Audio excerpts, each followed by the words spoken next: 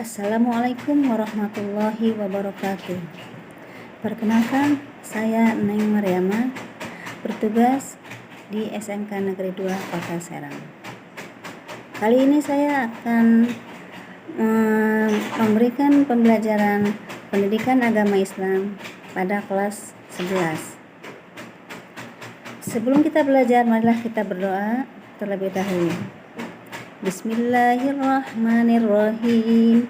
Raditu billahi rabba wa bil islami dina wa bi Muhammadin nabiyya wa rasula. Rabbi zidni ilma warzuqni fahma. Amin. Mudah-mudahan Allah mengabulkan segala apa yang kita minta.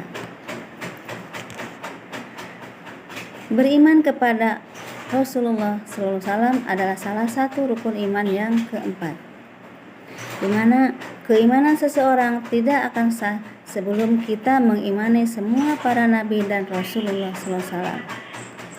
Selain itu, kita harus membenarkan bahwa Allah Subhanahu wa Ta'ala mengutus Nabi dan Rasulullah SAW untuk membimbing dan mengeluarkan manusia dari kegelapan menuju ke cahaya terang benderang atau menuju cahaya kebenaran. Allah mewajibkan semua manusia untuk beriman kepada semua nabi dan rasul yang diutusnya tanpa membeda-bedakan antara rasul yang satu dengan rasul yang lainnya. Di antara para rasul itu ada yang diceritakan di dalam Al-Quran dan ada juga yang tidak diceritakan.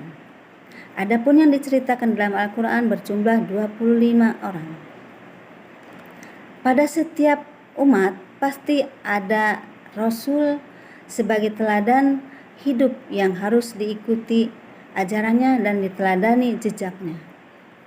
Iman kepada Rasul berarti meyakini bahwa Rasul itu benar-benar utusan Allah yang ditugaskan untuk membimbing umatnya ke jalan yang benar dan menuju keselamatan dunia dan akhirat.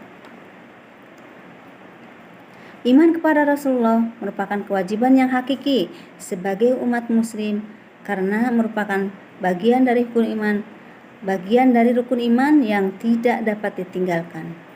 Sebagai perwujudan iman tersebut, kita wajib menerima ajaran yang dibawa Rasulullah SAW kepada kita semua. Perintah beriman kepada Allah, perintah beriman kepada Rasulullah SAW terdapat dalam Al-Quran surat An-Nisa 136. A'udzu billahi minasyaitonir rajim. Bismillahirrahmanirrahim. Ya ayyuhalladzina amanu aminu billahi wa rasulihi wal kitabilladzi nazzala ala rasulihi wal kitabilladzi anzala min qabl wa may yaghfur billahi wa malaikatihi wa kutubihi wa rusulihi wal yaumil akhir faqad dhalla dhalalan ba'ida, yang artinya, wahai orang-orang yang beriman, tetaplah beriman kepada Allah Subhanahu wa Ta'ala dan Rasul-Nya dan kepada kitab Al-Quran yang diturunkan kepada Rasul-Nya serta kitab-kitab yang diturunkan sebelumnya. Barang siapa ingkar kepada Allah Subhanahu wa Ta'ala, malaikat-malaikatnya, kitab-kitabnya, Rasul-Rasulnya dan hari kemudian, maka sungguh orang itu telah tersesat sangat jauh. Quran surat An-Nisa ayat 136. Rasul sebagai utusan Allah memiliki sifat-sifat yang melekat pada dirinya. Sifat-sifat itu sebagai bentuk kebenaran sebagai seorang rasul. Sifat-sifat tersebut adalah sifat wajib, sifat mustahil, dan sifat jaiz. Sifat wajib artinya sifat yang pasti ada dalam diri para rasul. Tidak bisa disebut sebagai rasul apabila tidak memiliki sifat-sifat tersebut. Sifat-sifat wajib tersebut ada 4.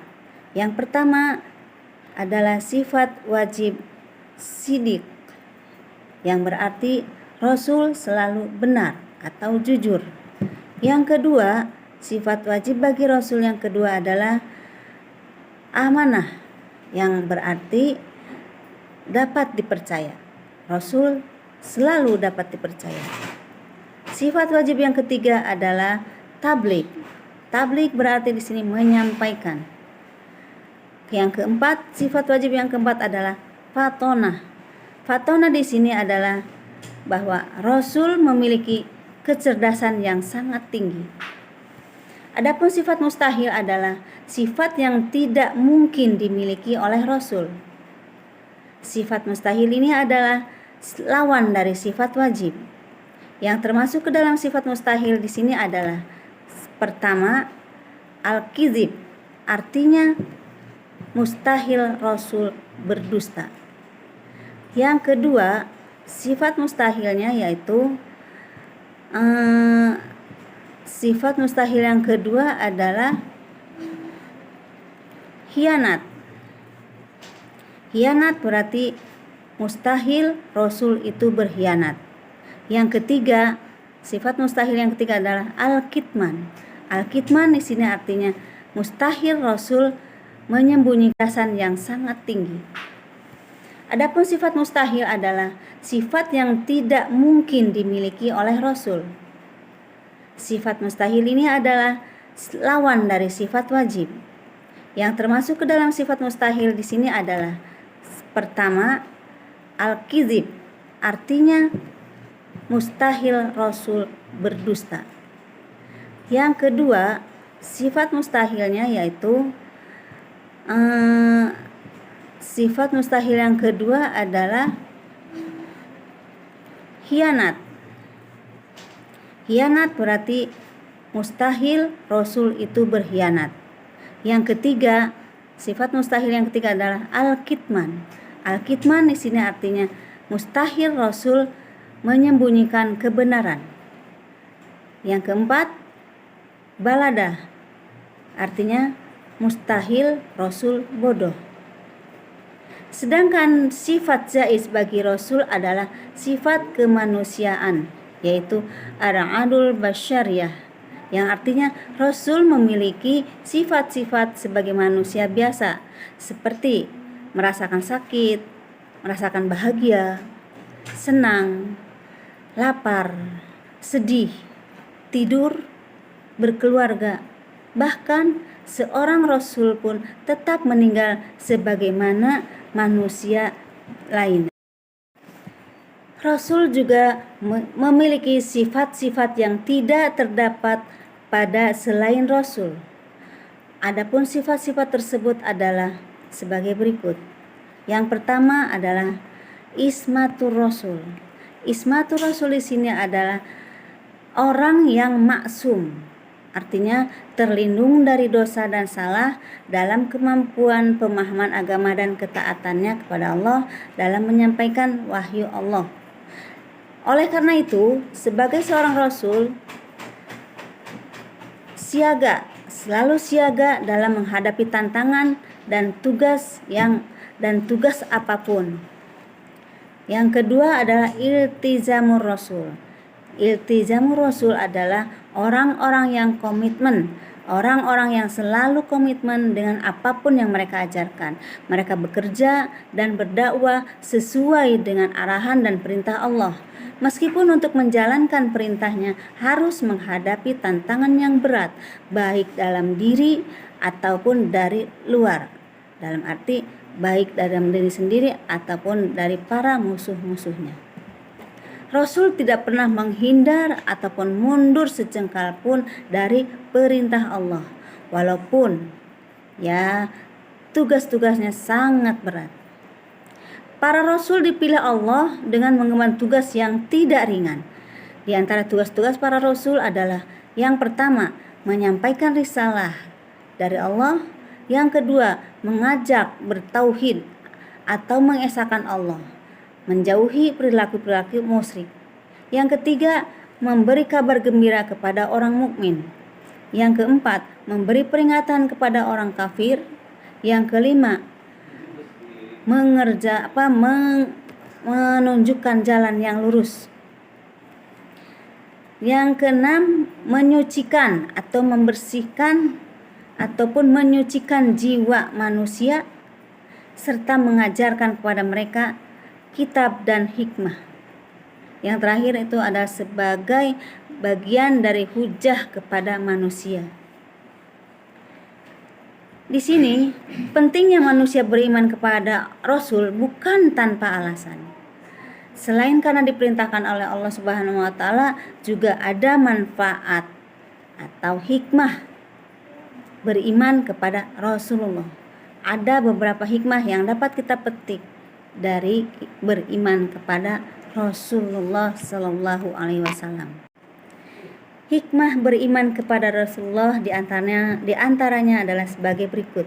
Yang pertama, makin sempurna keimanan seseorang. Kedua, terdorong untuk menjadikan contoh teladan dalam kehidupannya. Kedua, terdorong untuk melakukan perilaku yang baik. Ketiga, memiliki teladan dalam kehidupan. Keempat, mencintai para rasul dengan cara mengikuti dan mengamalkan ajarannya. Keenam, yaitu mengetahui hakikat dirinya bahwa ia diciptakan Allah untuk mengabdi kepadanya. Kita diciptakan Allah hanya untuk beribadah kepadanya. Adapun perilaku mulia yang dapat dicerminkan oleh orang yang beriman kepada Rasulullah SAW adalah sebagai berikut. 1.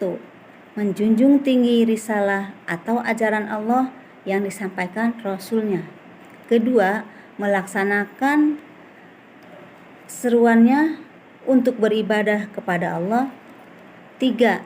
Giat dan rajin bekerja mencari rezeki yang halal sesuai dengan keahliannya. 4. Selalu mengingat, memahami, dan berperilaku sesuai dengan tuntunan Rasulullah SAW. Kelima, melakukan usaha-usaha agar berkualitas hidupnya, meningkatkan derajat yang lebih tinggi. Dan terakhir itu untuk terus berdakwah agar ajaran Rasul tidak pernah sirna. Nah, itulah adik-adik sekalian materi tentang iman kepada Rasulullah SAW. Mudah-mudahan pembelajaran ini dapat bermanfaat untuk kita semua. Amin ya rabbal alamin. Saya tutup dengan billahi taufiq wal hidayah. Wassalamualaikum warahmatullahi wabarakatuh.